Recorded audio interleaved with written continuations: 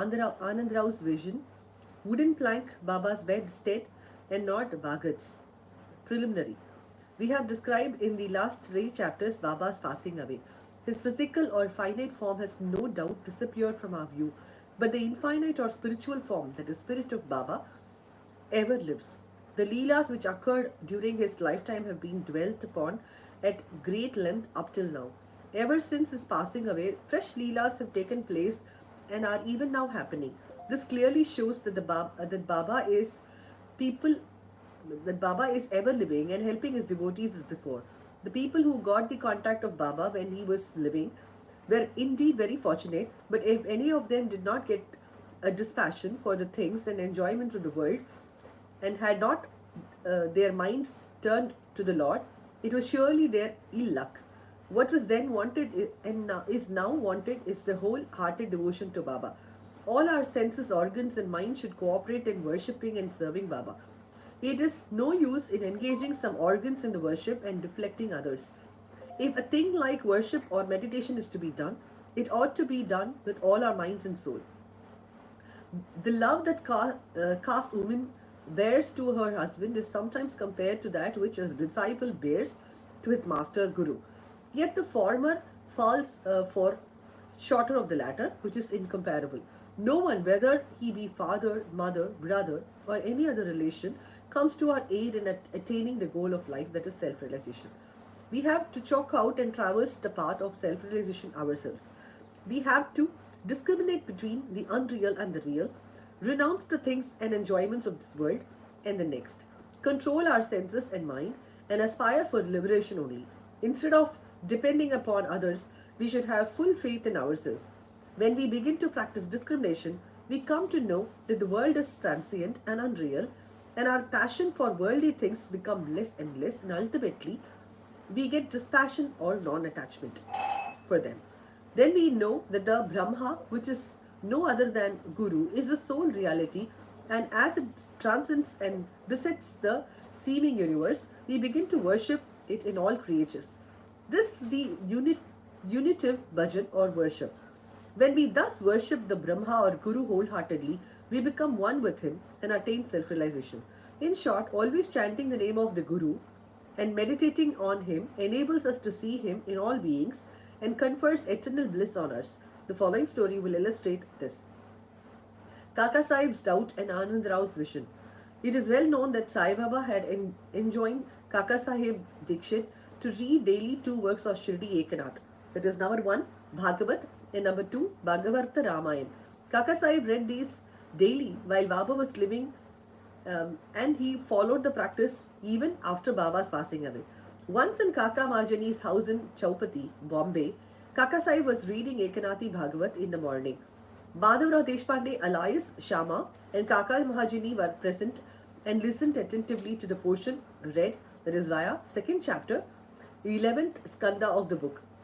Therein, the 9 nadas or siddhas of the Rishabha family, that is Kavi, Hari, Antariksha, Prabudha, Pipalyan, Avirhotra, Drumil, Chamas, and Karabhajan expounded the principles of Bhagavad Dharma to King Janak. The latter asked the 9 nathas more important questions, and each of them answered satisfactorily. The first, that is, Kavi explained what is Bhagavad Dharma. Hari, the characteristics of Bhakta, that is devotee. Antariksha, what is Maya. Prabhuta, how to cross Maya. Pipalyan, what is Parabrahma. Avirhotra, what is Karma.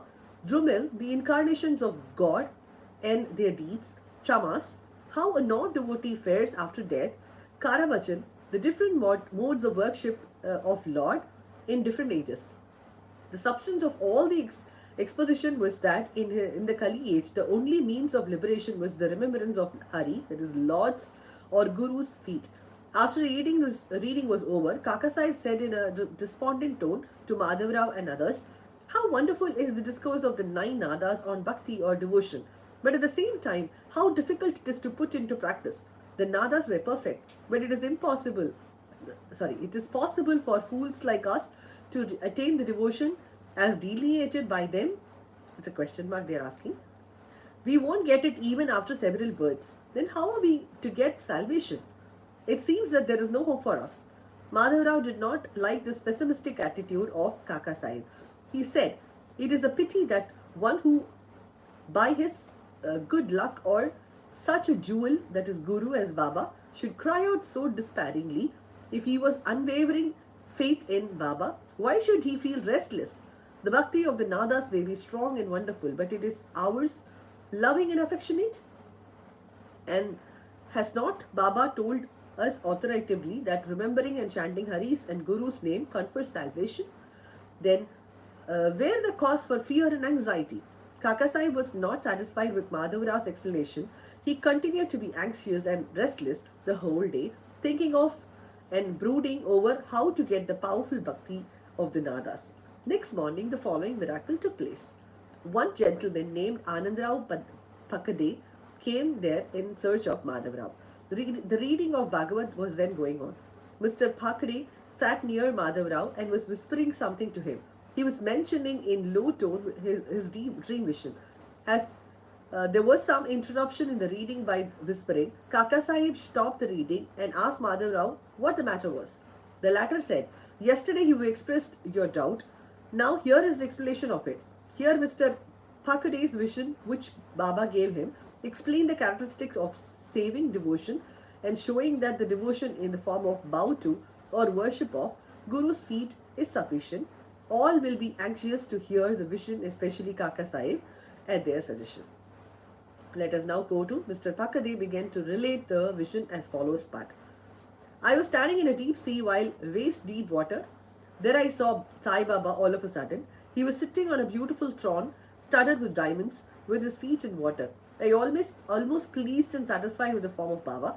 The vision was so realistic that I never thought that it was a dream. Curiously enough, Madhav Rao was also standing there.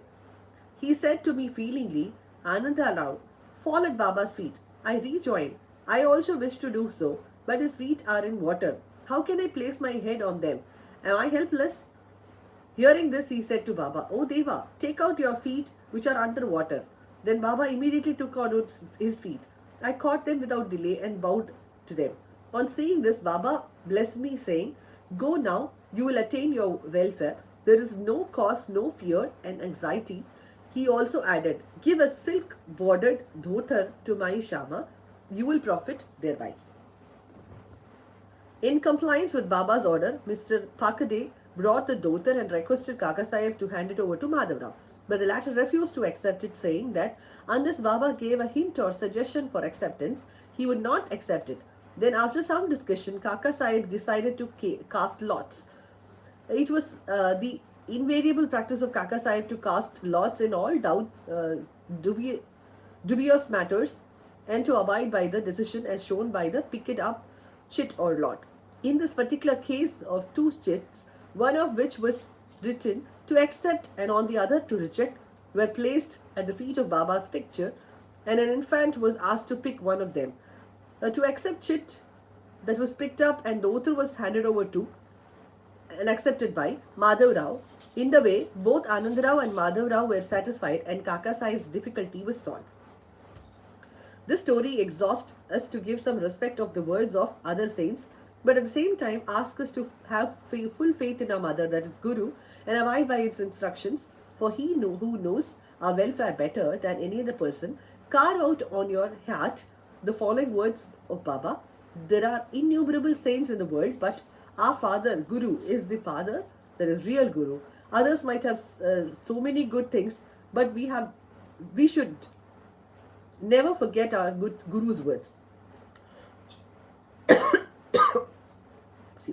In short, love your Guru wholeheartedly, surrender to him completely, and prostrate yourselves before him reverently, and then you will see that there is no sea of the mundane existence before you to cross. There is no darkness before the sun. Wooden plank Baba's bedspread and not bagats. In his early days, Baba slept on a wooden plank, 4 arms in length and only span in breadth, with panatis, that is earthen lamps, burning at the 4 corners. Later he broke the plank into pieces and threw it away. That is via chapter 10. Once Baba was describing the greatness and importance of this plank to Kaka Sahib. Hearing this, the latter said to Baba, If you still love the wooden plank, I will again suspend or hang up to one in the masjid again for you to sleep at ease. Baba replied. I would like to sleep up, conveying leaving Mahal Sapati down on the ground. Then Kaka Sahib said, I will provide another plank for Mahal Sapati. Baba, how can he sleep on the plank? It is not easy to sleep on the plank. He who has many good qualities in him can do so. He who sleep with his wide open eyes can affect that. When I go to sleep, I ask often Mahal Sapati to sit by my side, place his hand on my heart, and watch the chanting of the Lord's name there. And if he finds sleepy, uh, wake me up. He can't do even this. He himself gets drowned and begins to nod his head. When I feel his hand is heavy as a stone on my heart and cry out, on Bhagavat, he moves and opens his eyes.